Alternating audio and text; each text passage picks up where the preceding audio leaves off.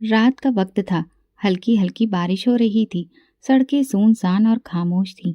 बस कहीं कहीं खड़ी स्ट्रीट लाइट्स की पीली रोशनी जमीन पर गली गली में चमक रही थी। अमन अपने कुछ दोस्तों के साथ एक कैफे में बैठा गपशप कर रहा था। वे सब हंसी मजाक में व्यस्त थे कि अचानक उसका फोन बजा। स्क्रीन पर माँ का नाम चमक रहा था। यार, माँ फिर फोन कर रही है। पता नहीं क्या मुसीबत आ गई। अमन ने चिढ़कर फोन उठाया। हाँ माँ, सब ठीक है। दूसरी तरफ से उसकी माँ की हल्की सी कांपती आवाज आई। बेटा, मुझे तुमसे जरूरी बात करनी है। अभी घर आ जाओ। माँ, इस वक्त सुबह बात कर लेंगे। अमन ने बेपरवाही से कहा। नहीं बेटा, अभी फौरन आ जाओ। माँ की आवाज में अजीब सी गंभीरता थी। ऐसा लगा जैसे कुछ बहुत अजीब हो गया हो। अमन ने अपने दोस्तों से माफी मांगी और जल्दी से बाहर निकल आया। बादल जोर से गरजे और बारिश की तीव्रता बढ़ गई। वो गाड़ी में बैठकर पूरी रफ्तार से घर की ओर बढ़ा। दिमाग में तरह तरह के ख्याल आ रहे थे। क्या हुआ है माँ को? सब ठीक तो है ना? घर पहुंचकर अमन ने दरवाजा खोला और पूछा, क्या हुआ माँ? सामने सोफे पर उसकी माँ बैठी थी। उनके चेहरे पर अजीब सा तनाव था। पास में ही उसके पिता खामोश बैठे थे। आंखों में एक अजीब सी संजीदगी थी। माँ ने उसे देखते ही धीरे से कहा, बेटा बैठो, मुझे तुमसे कुछ कहना है। अमन हैरानी से माँ की तरफ देखने लगा। बेटा, मैं गर्भवती हूँ, माँ ने झिझकते हुए कहा। कमरे में एक पल के लिए जैसे सन्नाटा छा गया। अमन का दिमाग सुन्न हो गया। वो माँ की बात सुनकर पहले तो हंस पड़ा, जैसे ये कोई मजाक हो। माँ प्लीज, कैसी बातें कर रही हैं आप? इस उम्र में प्रेग्नेंट होना मजाक लगता है? मगर माँ की आंखों में नमी और चेहरे पर गहराई से भरा खौफ देखकर उसकी मुस्कुराहट गायब हो गई। ये मुमकिन नहीं, अमन चिल्लाया। कोई मजाक है ना? पिताजी आप बताइए, ये कैसे हो सकता है? उसके पिता ने गहरी सांस ली। बेटा, हमें भी यकीन नहीं हो रहा था, लेकिन डॉक्टर ने जांच करके कहा है कि तुम्हारी माँ वाकई में गर्भवती है। अमन का तो सिर ही चकराने लगा। वो कुछ बोल ही नहीं पा रहा था। जैसे ही वो कमरे से बाहर निकला, उसके अंदर गुस्से की लहर दौड़ गई। ये सब झूठ है। इस उम्र में ये कैसे मुमकिन हो सकता है? क्या किसी ने धोखा दिया है या फिर माँ कुछ छुपा रही है? माँ की आंखों से आंसू बहने लगे। बेटा, मैंने तुमसे कभी कुछ नहीं छुपाया। तुम्हें क्यों लगता है कि मैं झूठ बोलूंगी? अमन ने माँ की तरफ घृणा भरी नजर से देखा, फिर गुस्से में दरवाजा खोलकर बाहर निकल गया। बारिश तेज हो चुकी थी, लेकिन उसके अंदर का तूफान उससे भी ज्यादा तेज था। सुबह जब अमन ने आंखें खोली तो उसका दिमाग अभी भी उलझा हुआ था। वो सीधा डॉक्टर के पास गया ताकि खुद सच्चाई पता कर सके। डॉक्टर साहब, मुझे यकीन नहीं हो रहा कि मेरी माँ प्रेग्नेंट हो सकती है। कृपया मुझे सच बताइए, अमन ने घबराई हुई आवाज में कहा। डॉक्टर ने कुछ देर रिपोर्ट देखी, फिर गंभीरता से अमन की तरफ देखा। मिस्टर अमन, मैं समझ सकता हूँ कि आपके लिए ये अविश्वसनीय खबर है, लेकिन सारी मेडिकल रिपोर्ट्स यही कह रही हैं कि आपकी माँ गर्भवती है। ये केस असामान्य जरूर है, लेकिन नामुमकिन नहीं। ये सुनते ही अमन का दिल धक्क से रह गया। वो अपनी इज्जत के बारे में सोचने लगा। अगर ये खबर मोहल्ले में फैल गई तो, अगर उसके दोस्तों को पता चल गया तो लोग क्या कहेंगे? वो तेजी से फोन निकालने लगा और फिर तुरंत घर पहुंचा, जहां पर माँ बाप उसका इंतजार कर रहे थे। ये सब मैं बर्दाश्त नहीं कर सकता, अमन ने सख्त लहजे में कहा। घर में खामोशी थी, लेकिन उसके दिमाग में सवालों का तूफान चल रहा था। माँ, मुझे बताइए, ये सब कैसे मुमकिन है? उसकी आंखों में बेचैनी तैर रही थी। बेटा, मैं तुम्हें सब कुछ समय आने पर बताऊंगी, बस तुम मुझ पर भरोसा रखो, माँ ने धीरे से कहा। भरोसा? अमन ने ताना मारते हुए कहा। माँ, आपको अंदाजा भी है कि लोग क्या कह रहे हैं? मोहल्ले में बातें फैल चुकी हैं। दोस्त मेरा मजाक बना रहे हैं। रिश्तेदार हमें गिरी हुई नजरों से देख रहे हैं। अब तक शांत बैठे पिताजी धीरे से बोले, बेटा, लोग तो हमेशा ही बातें बनाते हैं, हमें सिर्फ सच का सामना करना है। कौन सा सच? अमन ने गुस्से से चिल्लाया। अगर मैं ये बर्दाश्त कर भी लूं तो लोग नहीं करेंगे। मैं अपनी इज्जत और ज्यादा बर्बाद नहीं कर सकता। अमन जैसे ही घर से बाहर निकला, हर तरफ काना फूसी और निगाहें उसका पीछा कर रही थी। देखो तो, अमन की माँ को बुढ़ापे में बेटा होने वाला है। ये इंसान खुद बाप बनने की उम्र का है, लेकिन यहाँ तो उल्टा ही मामला चल रहा है। क्या पता मामला कुछ और ही हो। ये आखिरी वाक्य सुनकर अमन का गुस्सा 7वें आसमान पर पहुंच गया। क्या ये लोग उसकी माँ के चरित्र पर शक कर रहे थे? वो तेज कदमों से अपने दोस्तों के पास पहुंचा। उनके चेहरे पर भी शरारत भरी मुस्कुराहट थी। यार, ये सब क्या चल रहा है? अमित ने आंख दबाकर पूछा। तेरी माँ वाकई में? बंद करो ये बकवास, अमन दहाड़ा। मगर दोस्त ठहाके मारकर हंसने लगे। वो गुस्सा क्यों हो रहे हो यार? वैसे तेरी फैमिली ने तो सबको सरप्राइज ही दे दिया, मनीष बोला। ये सुनकर अमन की सहनशीलता जवाब दे गई। उसने गुस्से में मनीष का कॉलर पकड़ लिया। एक और शब्द कहा तो अच्छा नहीं होगा। अमन की आंखों में खून उतर आया था। दोस्तों ने उन्हें छुड़ाया, मगर वे अमन का मजाक उड़ाते रहे। अब वो वहां और नहीं रुक सकता था। उसने तेजी से गाड़ी निकाली और अंधाधुंध सड़कों पर दौड़ने लगा। रात को वो घर लौटा तो माँ दरवाजे पर खड़ी थी। बेटा, कहाँ था तू? मैंने कितनी बार फोन किया, माँ ने चिंता से पूछा। वहीं जहाँ मेरी इज्जत अभी भी बची हुई है, अमन ने तीखे स्वर में कहा। अमन बेटा, मैं तुम्हारा ही भला चाहती हूँ। जो कुछ हो रहा है उसके पीछे एक सच है, मगर अभी वक्त नहीं आया है कि मैं सब कुछ बता सकूं। अभी वक्त नहीं आया? अमन का गुस्सा फट पड़ा। माँ, आप जानती हैं कि मुझे किस तरह की बेइज्जती का सामना करना पड़ रहा है। माँ ने खामोशी से आंखें बंद कर ली। एक आंसू उनके गाल पर बह निकला। बेटा, क्या तुम्हारी इज्जत मेरी इज्जत से बढ़कर है? माँ ने बस इतना कहा। ये वाक्य अमन के दिल को तीर की तरह चीर गया, मगर उस वक्त वो जज्बातों में अंधा हो चुका था। हाँ, मेरी इज्जत सबसे जरूरी है, ये कहकर वो तिलमिलाता हुआ अपने कमरे की तरफ बढ़ गया। रात के 12 बज रहे थे जब अमन गुस्से में भरकर अपने माँ बाप के कमरे में दाखिल हुआ। उसके चेहरे पर एक अजीब सी कठोरता थी। माँ बिस्तर पर लेटी हुई थी। उनकी कमजोर आंखें नींद में भी उदासी से भरी थी। पिता एक कुर्सी पर बैठे आसमान की तरफ देख रहे थे, जैसे ऊपर वाले से किसी मदद की उम्मीद कर रहे हों। अमन की सख्त आवाज ने कमरे की खामोशी को चीर दिया। माँ और पिताजी दोनों चौंक कर उसकी ओर देखने लगे। क्या हुआ बेटा? पिता ने घबराकर पूछा। अब आप लोग इस घर में नहीं रह सकते। अमन के शब्द किसी बिजली की तरह माँ के दिल पर गिरे। बेटा, ये क्या कह रहे हो? ये हमारा ही घर है। माँ की आवाज कांप रही थी। ये घर अब मेरा नहीं रहा और मैं अब तमाशा नहीं बन सकता। लोग मेरा मजाक उड़ा रहे हैं। मेरी इज्जत मिट्टी में मिल गई है और इस सब के जिम्मेदार आप दोनों हैं। माँ का चेहरा पीला पड़ गया, जैसे किसी ने उनकी रूह निचोड़ ली हो। पिता के हाथ कांपने लगे। बेटा, हम तुम्हारे माँ बाप हैं, हम कहाँ जाएंगे? माँ ने रोती हुई आवाज में कहा। मुझे नहीं पता, लेकिन ये घर अब आपके लिए नहीं है। अमन ने दरवाजे की ओर इशारा करते हुए कहा। चलिए, यहाँ से जाइए तुरंत। बेटा, भगवान के लिए ऐसा मत करो। पिता ने उसके हाथ पकड़ने की कोशिश की, लेकिन अमन ने गुस्से में अपना हाथ झटक लिया। मुझे भगवान का वास्ता मत दो, मैं बहुत कुछ बर्दाश्त कर चुका हूँ। अब बस निकलो यहाँ से।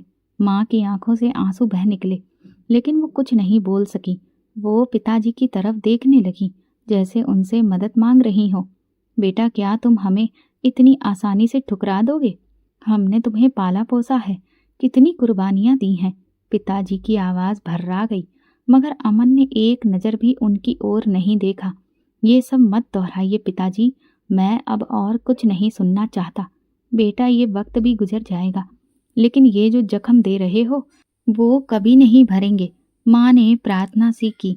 ये जगह मुझे खुद बनी बनाई लगती थी, लेकिन आपने मुझे दुनिया के सामने शर्मिंदा कर दिया। अमन ने दरवाज़ा खोल दिया। माँ ने एक आखिरी बार बेटे को देखा, लेकिन वहाँ पर सिर्फ क्रोध और नफरत था। चलो ममता, हमें अब अपनी जगह खुद तलाशनी होगी, पिताजी ने हार मानती हुई आवाज़ में कहा। माँ ने अपने हाथों से अपनी साड़ी ठीक की और नंगे पांव दरवाजे की ओर बढ़ गईं। वो जानती थी कि अब उनका बेटा उन्हें अपने घर में नहीं रखना चाहता। वो पिताजी के बाजू का सहारा लेकर दरवाजे से बाहर निकल गई। अमन ने एक पल के लिए दरवाजे की ओर देखा, माँ की भीगी आंखों में एक ऐसा दर्द था जिसे शायद वो कभी शब्दों में नहीं कह सकती थी। लेकिन अमन अपने फैसले पर कायम रहा। जैसे ही माँ बाप सड़क पर निकले, अमन ने दरवाज़ा जोर से बंद कर दिया। सड़क पर खामोशी थी। माँ और पिताजी एक दूसरे के करीब खड़े थे। माँ ने एक बार पीछे मुड़कर अपने घर को देखा, वही घर जहाँ उन्होंने जिंदगी गुजारी थी, जहाँ उनका बेटा पला बड़ा था। मगर आज वही बेटा उन्हें बेघर कर चुका था। हम कहाँ जाएंगे? माँ ने पिताजी का हाथ थामकर पूछा। कहीं ना कहीं जगह मिल ही जाएगी ममता, फिक्र मत करो, पिताजी ने नम आवाज में कहा।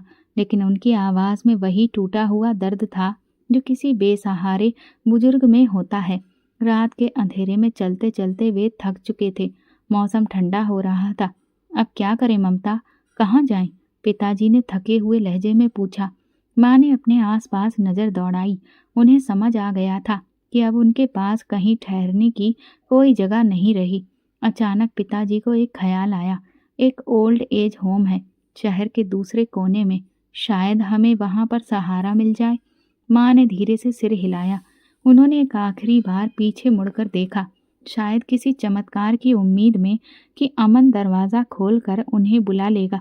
मगर दरवाज़ा बंद ही रहा, बिल्कुल अमन के दिल की तरह। कुछ घंटे के सफ़र के बाद वे एक बिल्डिंग के सामने खड़े थे, जहां बोर्ड पर लिखा था सीनियर सिटीजन केयर होम। वहां के कर्मचारियों ने उन्हें सवालिया नज़रों से देखा, लेकिन उनकी बेबसी को समझते हुए एक छोटा सा कमरा दे दिया। कमरे में एक पुराना पलंग था, एक छोटी सी टेबल और दीवारों पर धुंधले रंग।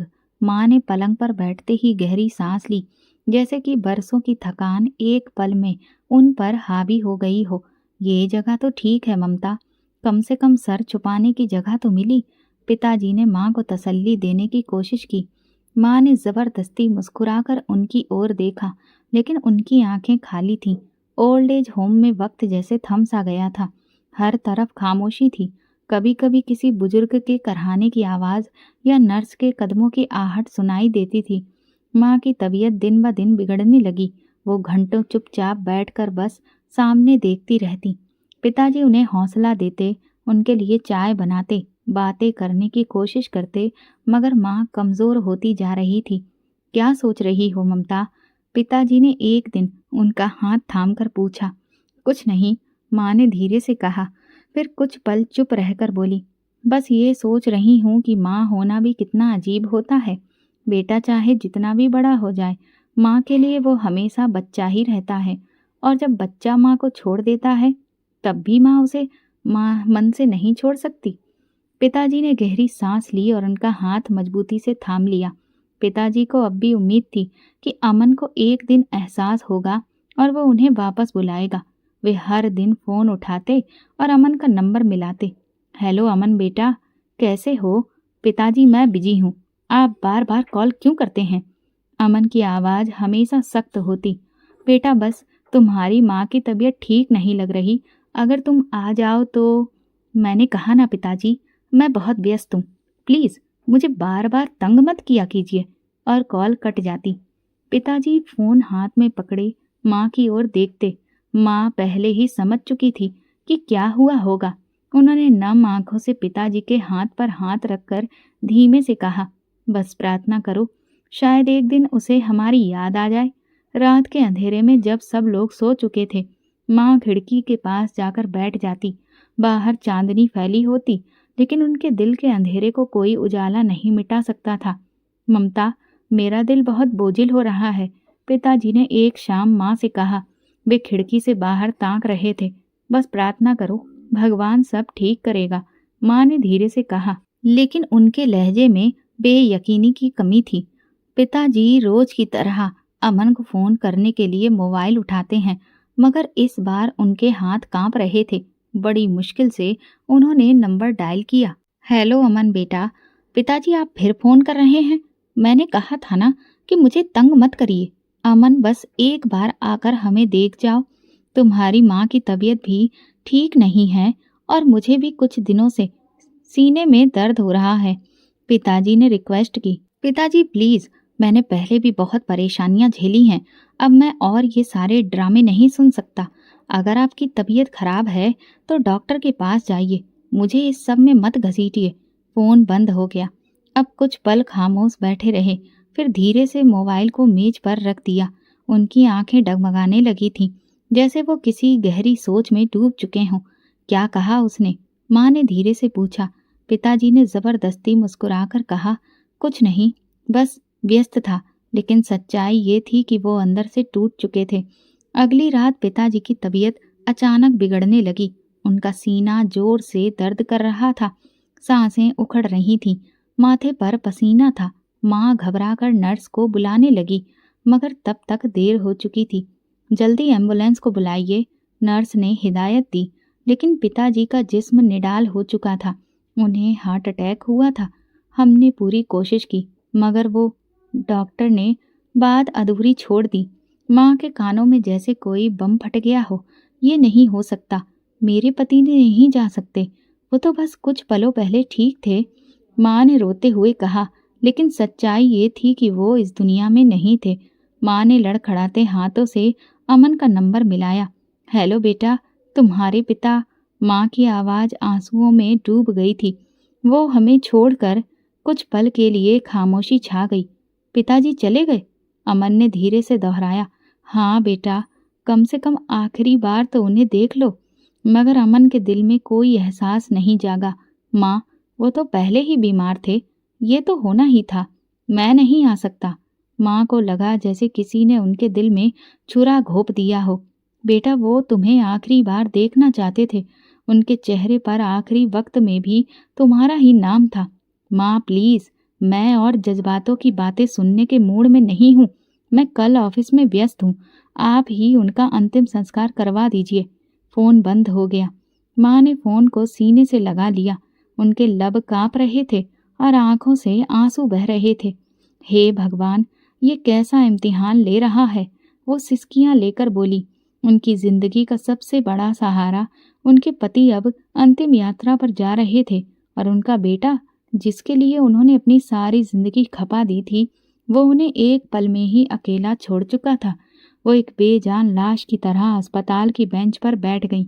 उनकी आंखों में दर्द, बेबसी और दुख के सिवा कुछ भी नहीं था। अमन बेटा, तुमने अपनी माँ को जीते जी मार दिया। ओल्ड एज होम के आंगन में खामोशी छाई हुई थी, सिवाय कुछ परिंदों की चहचहाट के, जो माहौल को थोड़ा कम बोझिल बनाने की नाकाम कोशिश कर रहे थे। माँ बेंच पर बैठी बस सूनापन बोल रही थी। 2 दिन हो चुके थे, लेकिन अमन का कोई फोन, कोई संदेश, कुछ भी नहीं आया। वो अपने पिता के अंतिम संस्कार पर भी नहीं आया। माँ, क्या आपको उम्मीद थी कि वो आएगा? नर्स ने धीरे से पूछा, जो कई दिनों से उनके साथ में थी और उनकी हालत देखकर परेशान थी। माँ ने एक उदास मुस्कुराहट के साथ सर झुका लिया। नहीं बेटी, मुझे उम्मीद नहीं थी। बस दिल में कहीं एक उम्मीद थी कि शायद मेरा बेटा पछताकर लौट आए, शायद एक नज़र अपने बाप का चेहरा देख ले। मगर वो भी पूरी ना हो सकी। उनकी आंखें भर आईं। दूसरी तरफ अमन अपने ऑफिस में बैठा हुआ था। सर, सुना है कि आपके पिताजी का देहांत हो गया। हम बहुत अफसोस करते हैं, एक कर्मचारी ने हिम्मत करके कहा। अमन ने एक नज़र उसकी तरफ देखा, जैसे वो इस बात का जिक्र भी सुनना नहीं चाहता था। हाँ, हो गया, लेकिन ये जिंदगी का हिस्सा है। लोग आते हैं और चले जाते हैं। तुम लोग अपने काम पर ध्यान दो, इन फिजूल बातों पर नहीं, उसने बेपरवाही से कहा और फिर फाइलों में व्यस्त हो गया। उसके जहन में कहीं पर भी पछतावा नहीं था, ना ही कोई गम। माँ की खामोशी सिर्फ बाहर नहीं, अंदर भी गहरी होती जा रही थी। वो कई दिनों से ठीक से खाना भी नहीं खा रही थी और उनकी तबीयत खराब होती जा रही थी। मगर उनके अंदर पलने वाली नन्ही जान ने हर बार उनकी हिम्मत टूटने नहीं दी थी। तू जिंदा है मेरे बच्चे, मैं तेरे लिए जी रही हूँ, वो अपने पेट पर हाथ रखकर धीरे से कहती। रात को वो अपने कमरे में अपने बिस्तर पर पड़ी अमन के बचपन की तस्वीरें देख रही थी। हर तस्वीर में एक मासूम हंसता खेलता बच्चा था, जो माँ के बिना एक पल नहीं रहता था। यही बच्चा था ना जो मुझे छोड़कर चला गया। उनकी आंखों से आंसू गिरने लगे। वो आज भी अमन के इंतजार में थी। वो आज भी चाहती थी कि वो पलट कर आए, एक बार कहे, माँ मैं आपसे मोहब्बत करता हूँ। मगर हकीकत ये थी कि अमन अपनी दुनिया में मगन था और माँ, वो तो अपनी बेबसी के साथ तन्हाई में फूलती ही चली जा रही थी। ओल्ड एज होम की पुरानी दीवारों के बीच माँ खामोशी से बैठी अपने हाथों को देख रही थी। उनकी उंगलियां दर्द कर रही थीं। ये बच्चा, आखिर ये मुमकिन कैसे हुआ? नर्स सानिया ने रिपोर्ट देखते हुए हैरत से कहा। डॉक्टर भी इस उलझन में थे। इतनी उम्र में बच्चा ठहरना तकरीबन नामुमकिन था, लेकिन सच्चाई ये थी कि माँ वाकई में पेट से थी। ये सब कुछ अजीब लग रहा था। डॉक्टर ने संजीदगी से कहा, मेडिकल साइंस में ऐसे केस बड़े ही अलग होते हैं। हमें कुछ टेस्ट करने होंगे। माँ ने खामोशी से डॉक्टर की तरफ देखा, फिर धीरे से बोली, मुझे किसी और टेस्ट की ज़रूरत नहीं है। मैं जानती हूँ सब कुछ ठीक है। डॉक्टर और नर्स एक दूसरे को हैरानी से देखने लगे। लेकिन माँ, ये मामूली बात नहीं है कि आपकी उम्र में इस हालत में, सानिया ने धीरे से कहना चाहा, मगर माँ ने हाथ उठाकर उसे रोक दिया। मैं कह चुकी हूँ, मुझे और कोई टेस्ट नहीं करवाना। माँ का लहजा कमज़ोर मगर मजबूत था, जैसे वो हकीकत को किसी से छिपाना नहीं चाहती थी। नर्स कुछ पल खामोश रही, फिर धीरे से बोली, कम से कम एक अल्ट्रासाउंड तो करवा लीजिए। शायद हमें कुछ ऐसा पता चले जो ज़रूरी हो। रात को माँ अपने कमरे में अकेली बैठी थी। उन्होंने अपनी कमज़ोर उंगलियां धीरे से पेट पर रखीं और एक अजीब सी घबराहट उनके वजूद में दौड़ गई। ये कैसी परीक्षा है मेरे भगवान। उन्हें याद आया वो दिन जब पहली बार उन्हें इस बच्चे का एहसास हुआ था। ये कैसे मुमकिन है माँ जी? डॉक्टर ने हैरत से कहा था। क्या आपने कभी किसी को इस बारे में कुछ बताया? कोई ऐसी बात जो हमारे लिए जानना जरूरी हो? माँ ने बस खामोशी ओढ़ ली थी। वो जानती थी कि अगर उन्होंने सच बता दिया तो लोग भरोसा कम करेंगे। लेकिन क्या वो ये राज हमेशा छुपा सकती थी? क्या होगा अगर सच्चाई सामने आ गई? क्या अमन को कभी पता चलेगा कि उसकी माँ ने ये सब क्यों सहा? माँ जानती थी एक दिन सच जरूर खुलेगा, मगर वो वक्त अभी नहीं आया था। उन्होंने आंखें बंद कर ली और एक आंसू उनके गाल पर बहकर बाहर निकल आया। ये बच्चा, अब यही सहारा था। मैं इसे दुनिया के हर ताने, हर सवाल से बचाकर रखूंगी। रात का वक्त था और अमन अपने ऑफिस में बैठा लैपटॉप पर काम कर रहा था। बारिश की बूंदें खिड़की से टकरा रही थीं और उसके आसपास खामोशी थी, मगर उसके अंदर एक बेनाम सी बेचैनी थी, जैसे कुछ गलत होने वाला हो। उसी पल उसका फोन बजा। एक अनजान नंबर स्क्रीन पर चमक रहा था। कौन हो सकता है इस वक्त? अमन ने हल्के अंदाज में फोन उठा लिया। हेलो। दूसरी तरफ कुछ पल खामोशी रही, फिर एक आवाज सुनाई दी जो धीमी मगर गहरी थी। क्या आप अमन बोल रहे हैं? जी, मैं ही बोल रहा हूँ। आप कौन? मैं ओल्ड एज होम से सानिया बोल रही हूँ। आपको एक ज़रूरी बात बतानी है। Old age home? ये सुनकर अमन का माथा परेशानी से भर आया। नर्स एक पल के लिए चुप हुई, फिर उसने वो शब्द कहे जिन्होंने अमन की आत्मा तक को झकझोर दिया। मुबारक हो अमन जी, आपके छोटे भाई की पैदाइश हो चुकी है। कुछ पल के लिए अमन को लगा कि शायद उसके कानों ने कुछ और सुना हो। क्या? वो हैरानी से बोला। तुम क्या कह रही हो? आपकी माँ ने एक बेटे को जन्म दिया है। नर्स ने सुकून भरे लहजे में कहा, हमें आपसे तुरंत बात करनी है, क्योंकि बच्चे के बारे में कुछ ऐसा है जो आपको जानना जरूरी है। अमन की उंगलियां पसीने से भीग गईं। उसका दिल तेजी से धड़कने लगा। अमन जी, हम आपसे रिक्वेस्ट करते हैं कि एक बार आकर अपनी माँ और भाई को देख लें। मगर अमन का गुस्सा जाग उठा। ये सब बकवास है, मुझे इन बातों में कोई दिलचस्पी नहीं, उसने तल्ख लहजे में कहा और फोन काट दिया। फोन काटते ही उसने गहरी सांस ली, मगर दिल की धड़कन और तेज हो गई। ये सब क्या हो रहा है? वो खुद से सवाल कर रहा था। क्या सच में मेरा कोई भाई पैदा हुआ है? और वो नर्स मुझे क्या बताना चाहती थी? उसने अपना सिर जोर से झटका, जैसे इन सारे ख्यालों को निकाल देना चाहता हो। नहीं, मैं दोबारा इस सब में नहीं पड़ सकता। मैं उन्हें अपनी जिंदगी से निकाल चुका हूँ और अब मैं मुड़कर नहीं देखूंगा। लेकिन जितना वो खुद को समझाने की कोशिश करता, उतनी ही बेचैनी उसके दिल में घर कर रही थी। आखिर कई दिनों की कसमकस के बाद उसने एक फैसला कर लिया कि वो खुद जाकर सारी सच्चाई को पता करेगा। अमन की गाड़ी ओल्ड एज होम के दरवाजे के पास आकर रुकी। वो सीधे रिसेप्शन की तरफ गया, जहां नर्स सानिया खड़ी थी। वो उसे देखकर चौंकी। कहीं आप आ गए? हाँ, मगर ज्यादा बातें मत करो, बस मुझे मेरी माँ से मिलवा दो। नर्स ने गहरी सांस ली और खामोशी से माँ के कमरे की ओर ले गई। अमन ने धीरे से दरवाजा खोला। सामने कुर्सी पर उसकी माँ बैठी थी और उनकी गोद में एक मासूम सा बच्चा था। वो सेहतमंद था, एकदम गोरा, बड़ी बड़ी आंखें, मासूम सा चेहरा।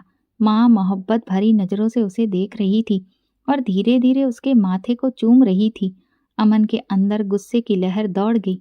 ये क्या तमाशा लगा रखा है? वो चिल्लाया। माँ ने चौंक कर उसकी ओर देखा, लेकिन उनकी आंखों में कोई खौफ नहीं था, बस खामोशी थी। ये बच्चा किसका है? अमन ने उंगली उठाकर पूछा। माँ ने कोई जवाब नहीं दिया, बस बच्चे को और करीब कर लिया, जैसे किसी तूफान से बचाने की कोशिश कर रही हो। बोलो माँ, ये किसका है? तुम्हारी उम्र में ये कैसे मुमकिन है? ये वाकई लोग जो कह रहे हैं वो सच है? अमन का लहजा बहुत बिगड़ गया। माँ के चेहरे पर एक साया सा लहराया, मगर उन्होंने कोई जवाब देना जरूरी नहीं समझा। माँ, मैं आपसे पूछ रहा हूँ, कहीं ये कोई गुनाह का नतीजा तो नहीं? ये बात सुनते ही माँ के चेहरे का रंग सफेद पड़ गया। वो जैसे अंदर से टूट गई। नर्स सानिया, जो दरवाजे के पास खड़ी ये सब सुन रही थी, अचानक बोल पड़ी। मिस्टर अमन, आपको अपनी माँ पर इतने घटिया इल्जाम लगाते हुए शर्म नहीं आई? तो फिर बताओ, ये क्या है? अमन ने सख्त नजरों से नर्स को घूरा। माँ ने लरजते हाथों से बच्चे को सीने से लगा लिया। उनकी आंखों में आंसू भर आए, मगर वो अभी भी चुप थी। माँ चुप क्यों है? सच क्यों नहीं बता रही? अमन ने चीख कर पूछा। माँ ने नम आंखों से अपने बेटे को देखा और बस एक बात कही, सच वक्त आने पर खुद बोलेगा बेटा। ये सुनते ही अमन का सब्र जवाब दे गया। मैं अब ये तमाशा और नहीं देख सकता। वो गुस्से से दरवाजा पटकते हुए बाहर निकल गया, लेकिन उसके दिल में एक बेचैनी थी, एक ऐसी बेचैनी जिसका मतलब वो खुद भी नहीं समझ पा रहा था। अमन गुस्से में ओल्ड एज होम से निकल गया, मगर उसके कदम लड़खड़ा रहे थे। उसके अंदर जैसे कोई जंग छिड़ चुकी थी। वो गाड़ी में बैठा, मगर उसके हाथ स्टीयरिंग पर जमे हुए थे। मन में बार बार वही मंजर चल रहा था। माँ की खामोशी, उनकी नम आंखें और वो मासूम बच्चा जो उनकी गोद में बेखबर सो रहा था। ये सब बेवकूफ बनाने का ड्रामा है, उसने खुद को तसल्ली दी। मगर उसके दिल में एक सवाल बार बार खटक रहा था, अगर ये सच में मेरा भाई नहीं है तो फिर ये कौन है? उस सवाल का सिर्फ एक ही जवाब जानने का तरीका था, डीएनए टेस्ट। घर पहुंचते ही अमन ने अपनी जेब से मोबाइल निकाला और एक मशहूर लेबोरेटरी का नंबर डायल किया। क्या आप लोग डीएनए टेस्ट की सर्विस देते हैं? जी सर, हम करते हैं। आपको किन लोगों का टेस्ट करवाना है? लेबोरेटरी के आदमी ने अपने पेशेवर लहजे में जवाब दिया। अमन ने एक लम्हे के लिए चुप्पी साधी, फिर बोला, एक नाजायज बच्चा और मेरी माँ।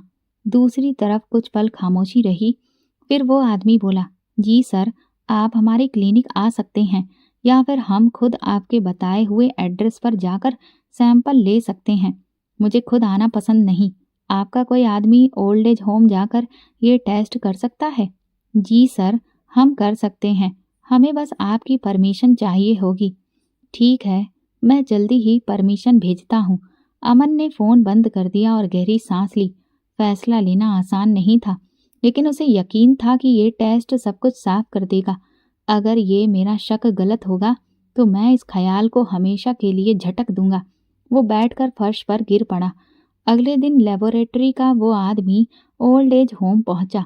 सानिया ने माँ को जानकारी दी कि एक आदमी उनके और बच्चे के सैंपल लेने आया है। माँ चौंक कर नर्स को देखने लगी और फिर धीरे से बोली, ये सब अमन ने करवाया है ना? नर्स ने सिर झुका लिया, जैसे वो जानती थी कि ये पल तकलीफ देह होगा। माँ ने धीरे से बच्चे की तरफ देखा जो उनके बाजू में सो रहा था। बेटा, तुम्हारी पहचान के लिए अब साइंस के सबूत चाहिए? माँ की गोद और मोहब्बत काफी नहीं। उनकी आंखों में नमी तैरने लगी, लेकिन वो चुप रही। उस आदमी ने खामोशी से उनका और बच्चे का सैंपल लिया और रिपोर्ट के लिए कुछ दिनों की मोहलत मांग कर चला गया। ओल्ड एज होम की खामोश फिजा में एक बेचैनी फैल गई थी। उधर नर्स सानिया बार बार लेबोरेटरी को फोन कर रही थी। वो रिपोर्ट के इंतजार में थी और उसका दिल किसी अनहोनी का आभास करा रहा था। आखिरकार जिस दिन का सूरज उगा उस दिन सच्चाई का पर्दा उठना था। लेबोरेटरी के आदमी ने ओल्ड एज होम में आकर नर्स को एक मोहर बंद लिफाफा थमा दिया। ये आपकी डीएनए रिपोर्ट है, अब आप इसे खुद देख लें। वो आदमी इतना कहकर चला गया। नर्स ने कांपते हाथों से लिफाफा खोला। जैसे ही उसकी नज़र रिपोर्ट पर पड़ी उसका रंग उड़ गया। ये कैसे हो सकता है? ये शब्द उसके होंठों पर आकर रुक गए। उसकी आंखें हैरानी से फैल गईं और हाथ में पकड़ी रिपोर्ट कांपने लगी। नहीं, ये गलती हो सकती है, वो बड़बड़ाई। रिपोर्ट को दोबारा पढ़ा लेकिन शब्द वही थे। ये बच्चा अमन का सगा भाई नहीं बल्कि उसका बेटा है। नर्स के कदम लड़खड़ा गए। उसने जल्दी से माँ के कमरे की तरफ दौड़ लगाई।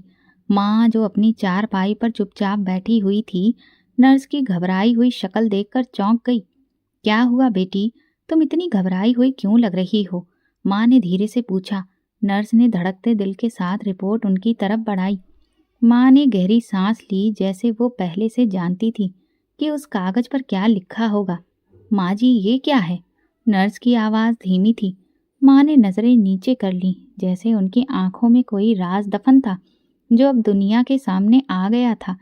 ये सच है बेटी, उन्होंने धीरे से कहा, लेकिन ये कैसे मुमकिन है? नर्स को यकीन नहीं आ रहा था। माँ की आंखों से आंसू टपके और उन्होंने बच्चे को सीने से लगा लिया। ये वक्त आने पर सबको पता चल जाना था और आज वो वक्त आ गया है। दूसरी तरफ अमन भी बेचैन था। वो रिपोर्ट के इंतज़ार में था, मगर उसे यकीन था कि वो ऐसा नतीजा देखेगा जो उसके सारे सवालों का जवाब देगा। लेकिन जब उसके मोबाइल की घंटी बजी और नर्स की घबराई हुई आवाज़ सुनाई दी तो उसका दिल जोर से धड़कने लगा। अमन साहब, आपको तुरंत ओल्ड एज होम आना होगा। रिपोर्ट आ चुकी है और आपको खुद अपनी आंखों से ये सच देखना होगा। अमन का माथा शिकनों से भर गया। क्या मतलब? ऐसा क्या लिखा है उस रिपोर्ट में? नर्स कुछ पलों के लिए चुप रही और फिर धीरे से बोली, ये बच्चा तुम्हारा सगा भाई नहीं बल्कि ये तो तुम्हारा अपना बेटा है। ये सुनते ही अमन को लगा जैसे जमीन उसके पैरों तले खिसक गई है। क्या बकवास है ये कैसे मुमकिन है? उसका शरीर कांपने लगा। यही सच है अमन साहब, नर्स ने कहा। आपको खुद अपनी माँ से ही ये राज पूछना होगा। अमन के हाथ से फोन गिर गया। वो सांस लेना भूलने लगा। उसके जहन में एक ही सवाल गूंज रहा था, ये सब कैसे हुआ? आखिर ये सच मेरे सामने इतनी देर से क्यों आया? वो गाड़ी की चाबी उठाकर पागलों की तरह बाहर निकला और पूरी रफ्तार से ओल्ड एज होम की तरफ दौड़ पड़ा था। रास्ते में उसके मन में अजीबोगरीब ख्याल आ रहे थे। जैसे ही वो वहां पर पहुंचा तो तेजी से अंदर दाखिल हुआ। नर्स सानिया पहले ही दरवाजे पर खड़ी थी, जैसे उसका ही इंतजार कर रही हो। कहाँ है मेरी माँ? अमन ने झल्लाकर पूछा। अंदर अपने कमरे में, नर्स ने धीरे से कहा। लेकिन अमन साहब, जरा उनसे आराम से बात करिए, वो पहले से ही बहुत तकलीफ में हैं। तकलीफ में हैं? अमन ने ताना मारा। और मैं क्या हूँ? मेरी पूरी दुनिया हिल चुकी है और तुम कह रही हो कि मैं आराम से बात करूं? वो तेजी से दरवाजा धकेल कर अंदर दाखिल हुआ। माँ चारपाई पर बैठी थी। बच्चा उनके गोद में सो रहा था। जैसे ही अमन अंदर आया वो धीरे से सीधी होकर बैठ गई, लेकिन उनकी आंखों में वो गहरी उदासी थी जो पिछले कई महीनों से जमी हुई थी।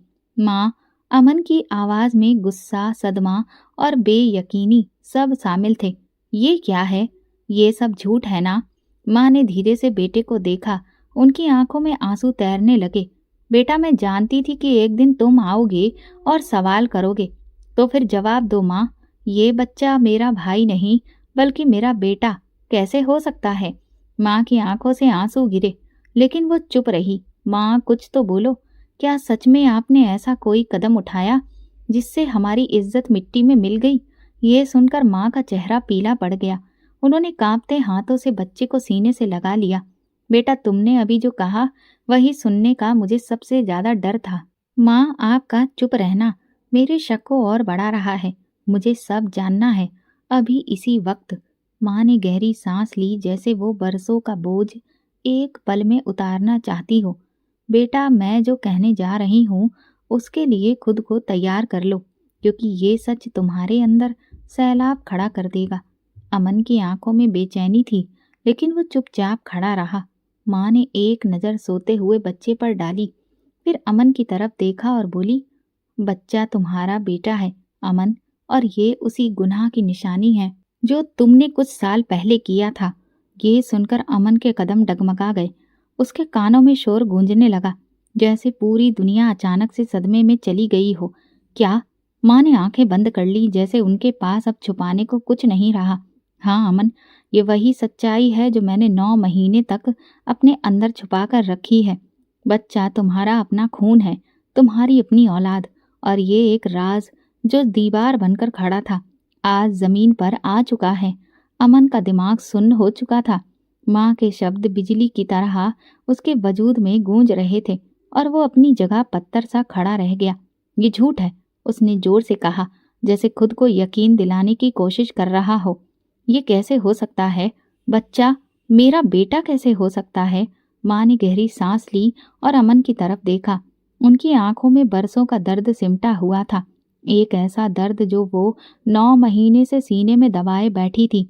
बेटा, वक्त आ गया है कि तुम्हें वो सच बताऊं जो मैंने 1 साल से अपने दिल में दफन करके रखा है, उन्होंने भारी लहजे में कहा। अमन का दिल तेजी से धड़कने लगा। याद है अमन, कई साल पहले तुम्हारी जिंदगी में एक लड़की आई थी। ये सुनते ही अमन की आंखों के सामने धुंधली यादें घूमने लगीं। वो एक गर्म दोपहर थी जब अमन ने यूनिवर्सिटी के कैफे में पहली बार निशा को देखा था। बड़ी बड़ी आंखों वाली, मासूम लेकिन कशिश से भरी हुई निशा जोशी क्लास में नहीं आई थी। शुरुआत में वो एक मामूली सी जान पहचान थी, लेकिन फिर ये एक खास मोहब्बत में बदल गई, या शायद अमन के लिए बस एक वक्त की दिल लगी थी। निशा उसके लिए अपनी दुनिया छोड़ने को तैयार थी। वो उस पर भरोसा करती थी, उसे बेपनाह प्यार करती थी, मगर अमन, वो तो बस खेल खेल रहा था। अमन, क्या तुम मुझसे शादी करोगे? एक दिन निशा ने उम्मीद भरी नजरों से पूछा था। अमन हंस दिया था, जैसे ये सवाल मजाक हो। निशा यार, अभी हम बहुत छोटे हैं, जिंदगी में बहुत कुछ करना है और मजे भी करने हैं। उसकी आंखों में नमी थी, मगर वो फिर भी उसे उसके साथ रही। यहाँ तक कि एक दिन वो अमन के धोखे का शिकार हो गई, जब निशा ने उसे बताया कि वो पेट से है। अमन का रंग उड़ गया। ये मेरी मुसीबत नहीं है निशा, उसने बेरहमी से कहा था। ये सब तुम्हारी गलती है, मुझे इन सब मामलों में मत घसीटो। निशा गिड़गिड़ाती रही, लेकिन अमन ने उसे छोड़ दिया। वो चली गई हमेशा के लिए, और अमन ने कभी पलटकर उसकी खबर भी नहीं ली। माँ ने आंसू पोंछते हुए दोबारा अमन की तरफ देखा। निशा ने तुम्हें कभी कुछ नहीं बताया, लेकिन वो अपनी आखिरी सांस तक तुम्हारी मोहब्बत के धोखे को सीने से लगाए बैठी रही। माँ की आवाज कांप रही थी। वो बहुत बीमार हो चुकी थी। जब उसे लगा कि वो मरने वाली है, तो वो मेरे पास आई। वो जानती थी कि तुमने उसे ठुकरा दिया है, मगर फिर भी उसने अपना बच्चा तुम्हारे पास छोड़ने का फैसला किया। उसने कहा, आंटी, मैं अमन को माफ नहीं कर सकती, मगर मैं चाहती हूँ कि मेरा बच्चा अनाथ ना हो। आप एक माँ हैं, आपको एहसास होगा कि माँ की ममता क्या होती है, और मैं कैसे इनकार कर सकती थी। माँ की आंखों में आंसू थे। मैंने ये फैसला किया, मगर सोचा कि अगर मैंने सच बता दिया तो लोग तुम पर उंगली उठाएंगे। मैंने अपने बुढ़ापे में ये गुनाह अपने सर ले लिया, ताकि तुम्हें समाज की नज़रों में शर्मिंदगी ना उठानी पड़े। अमन के सिर पर जैसे किसी ने पहाड़ तोड़ दिया हो। ये सब वो हकलाते हुए बोला। ये मेरा अपना बच्चा है। हाँ बेटा, ये बच्चा तेरा अपना खून है। वो गुनाह है जिसे तू भूल गया था, लेकिन कुदरत ने उसे तेरे सामने लाकर खड़ा कर दिया। अमन ने अविश्वास से सोचते हुए मासूम बच्चे की तरफ देखा। उसकी बड़ी बड़ी आंखें, नरम नाजुक हाथ, उसमें अमन की ही झलक थी। उसकी आंखों में आंसू छा गए। नहीं, ये नहीं हो सकता। वो जमीन पर बैठ गया, मगर सच्चाई सामने आ चुकी थी। यही जिंदगी का इंसाफ था। तूने एक माँ की मोहब्बत को ठुकरा दिया। आज कुदरत ने तुझे इस मुश्किल में डाल दिया। माँ ने धीरे से कहा। अमन की आंखों से आंसू बहने लगे। माँ, आपने ये सब मेरे लिए किया। उसके होंठ कांप रहे थे। माँ ने नम आंखों से बेटे की तरफ देखा और धीरे से सिर हिलाया। हाँ बेटा, मैंने अपनी इज्जत कुर्बान कर दी ताकि तुम्हारी इज्जत बनी रहे। मैंने अपने माथे पर ये कलंक का टीका लगा लिया ताकि तुम्हारा बच्चा इस दुनिया में नाजायज ना कहलाए। नहीं, ये सब झूठ है। अमन पीछे हटने लगा, जैसे सच्चाई को खुद से दूर करना चाहता हो, मगर माँ की आंखों में सच्चाई थी, वो सच्चाई जिससे वो भाग नहीं सकता था। माँ ने गहरी सांस ली और अपनी कहानी सुनाने लगी। जब निशा मेरे पास आई, वो बहुत बीमार थी। उसे पता था कि वो ज्यादा दिन तक नहीं जिएगी, मगर वो अपने बच्चे को इस बेरहम दुनिया में अकेला नहीं छोड़ना चाहती थी। उसने कहा, आंटी, मैं बस आपसे ये प्रार्थना करती हूँ कि मेरे बच्चे को सहारा दीजिए, इसे दुनिया के तानों से बचा लीजिए। अमन ने मुझे ठुकरा दिया, लेकिन मेरा क्या कसूर था? इस मासूम का क्या कसूर है? माँ की आंखों से आंसू बहने लगे। मैं उसके दर्द को समझ सकती थी। अमन, मैं माँ हूँ, मैं जानती हूँ माँ बनना कितना बड़ा इम्तिहान होता है। निशा ने मुझे अपना बच्चा सौंप दिया और कुछ दिनों के बाद वो इस दुनिया से चली गई, मगर मुझे पता था कि अगर मैंने ये सच जाहिर कर दिया तो लोग तेरे चरित्र पर उंगली उठाएंगे, तेरे बच्चे को नाजायज कहकर तिरस्कृत करेंगे। मैं ये बर्दाश्त नहीं कर सकती थी। अमन, मैं नहीं चाहती थी कि तेरे गुनाह का बोझ इस बेचारे मासूम पर डाला जाए। अमन की आंखों के सामने अंधेरा छा गया। तो इसीलिए आपने खुद को प्रेग्नेंट बताया? वो धीमे लेकिन घबराए लहजे में बोला। माँ ने सिर हिलाया। हाँ बेटा, मैंने अपने बुढ़ापे में वो बोझ अपने सर पर ले लिया जिसका असली जिम्मेदार तू था। मैंने अपनी जिस्म की कमजोरी, अपनी उम्र की हकीकत, सब कुछ झुटला कर ये दिखावा किया कि मैं माँ बनने वाली हूँ, सिर्फ इसलिए ताकि कोई इस मासूम पर उंगली ना उठा सके। मैंने लोगों के ताने सुने, खुद को शर्मिंदा होने दिया।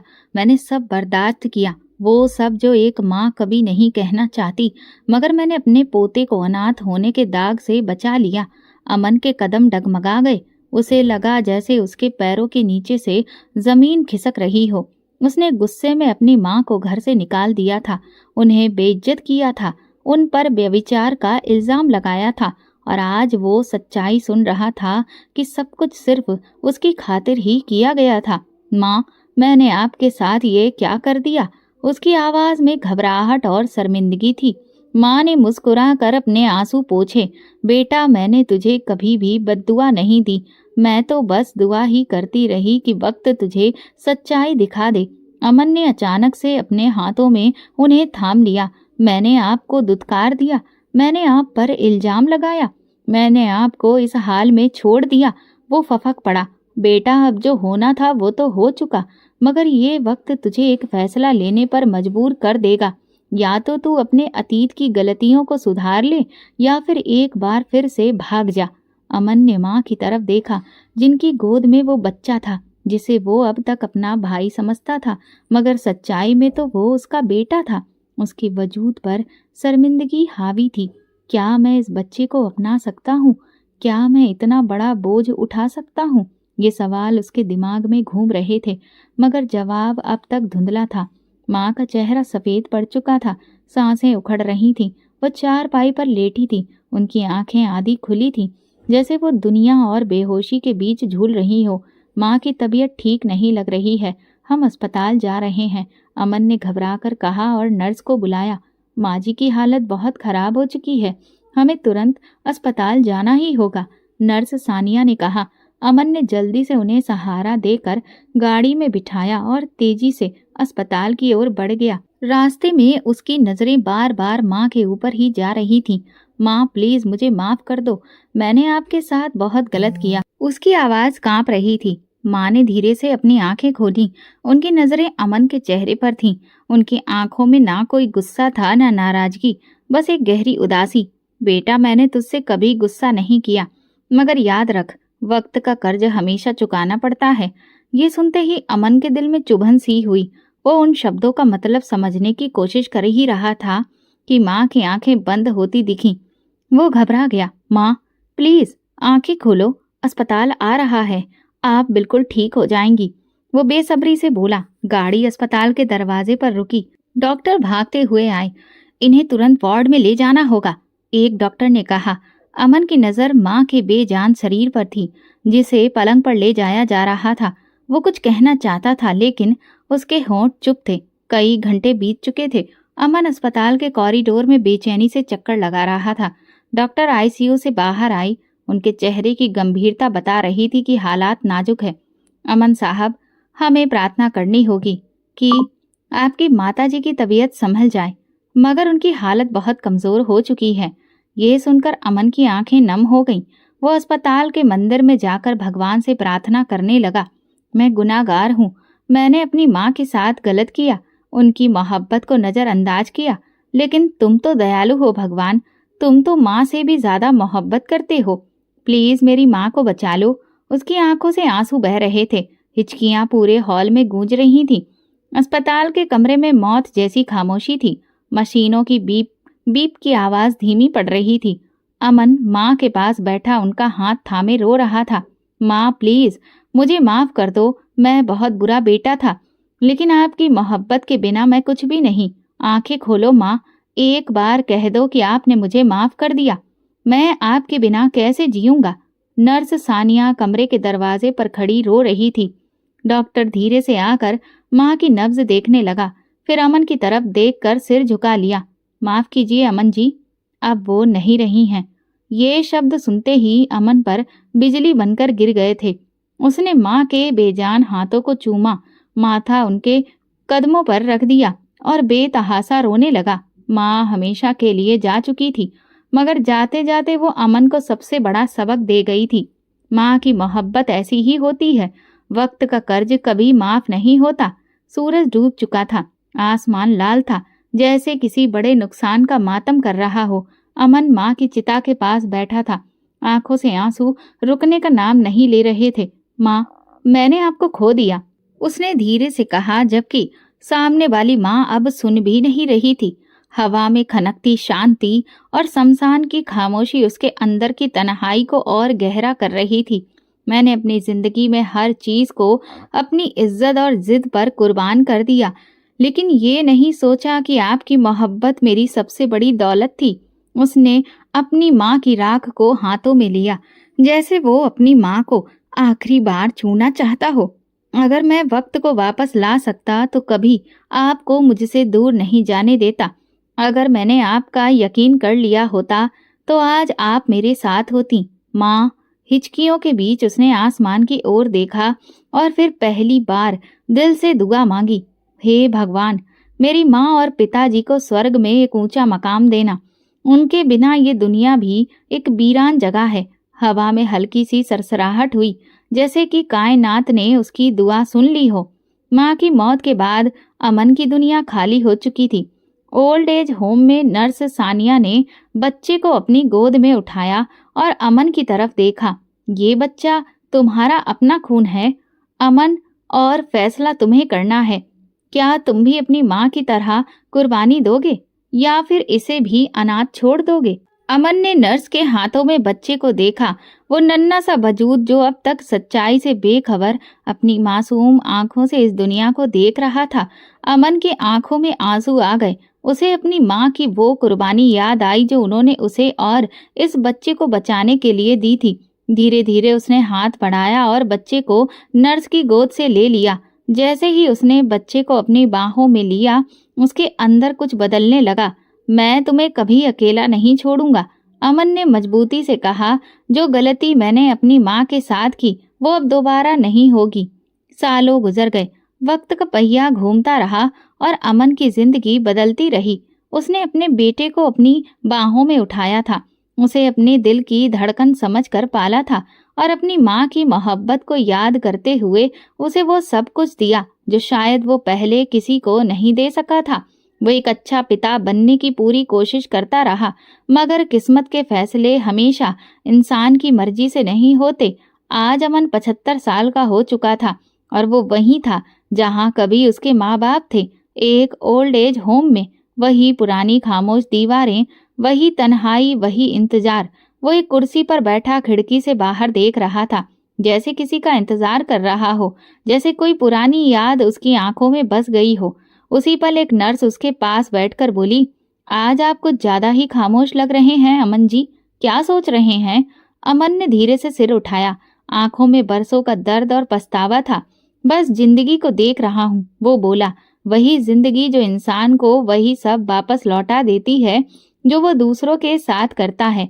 नर्स ने हल्की सी मुस्कुराहट के साथ पूछा, आपकी तबीयत ठीक तो है ना? अमन ने गहरी सांस ली। जानती हो, एक वक्त था जब मैंने अपने माँ बाप को यहाँ छोड़ दिया था, क्योंकि मुझे लगता था कि वो मेरी जिंदगी के लिए बोझ बन गए हैं। मैंने उनके जज्बातों की परवाह नहीं की, बस अपने घमंड, इज्जत और समाज की बातों को ज्यादा अहमियत दी। नर्स खामोशी से सुनती रही और अमन की आंखों से आंसू बहने लगे। फिर जब मैं बाप बना तो सोचा कि मैं अपनी गलतियों को सुधार लूंगा। मैंने अपने बेटे को वो सब कुछ देने की कोशिश की जो मैंने खो दिया था। अपनी माँ की तरह उसकी परवरिश की, उसे अपने खून पसीने से बड़ा किया, अच्छा इंसान बनाया, अच्छी शिक्षा दी, बेहतरीन जिंदगी दी। अमन की आवाज लड़खड़ाने लगी थी। लेकिन आज वही बेटा जिसे मैं अपनी दुनिया समझता था, जिसके लिए मैंने अपनी पूरी जिंदगी कुर्बान कर दी थी, उसी ने मुझे यहाँ पर छोड़ दिया, वहीं जहाँ कभी मैंने अपने माँ बाप को छोड़ा था। नर्स ने हैरानी से पूछा, आपका बेटा? हाँ, वही जिसे मैंने अपने सीने से लगाकर पाला था, वही जिसकी खातिर मैंने और मेरी माँ ने सब कुछ सहा था। अमन का दिल किसी बोझ तले से दब गया था। पता है नर्स बेटी, मेरी माँ ने जाते हुए एक बात कही थी और वो सच हो गई। कौन सी बात? नर्स ने पूछा। बेटा, मैंने तुझे कभी भी बद्दुआ नहीं दी, लेकिन वक्त का कर्ज हमेशा ही चुकाना पड़ता है। ये कहकर अमन की नजरें शून्य में खो गईं। इस कहानी से जिंदगी की एक कड़वी हकीकत सामने आती है। वक्त कभी भी किसी का कर्ज नहीं छोड़ता। जो हम दूसरों के साथ करते हैं, वही किसी न किसी रूप में हमारे पास वापस लौटता है। माँ बाप की इज्जत और मोहब्बत वो चीज है जो हर रिश्ते से बढ़कर होनी चाहिए, क्योंकि जब वक्त पलटता है तो वही एहसास दिलाता है, जो बोया था वही काटना पड़ता है। दोस्तों, अगर आपको हमारी कहानी पसंद आई हो तो प्लीज कमेंट करके जरूर बताइएगा। वीडियो को लाइक करें और ज्यादा से ज्यादा शेयर करें। अगर आप मेरे चैनल पर नए हैं तो सब्सक्राइब जरूर करें और नोटिफिकेशन बेल को दबा दें, ताकि अगली अपडेट सबसे पहले आपको मिले। धन्यवाद।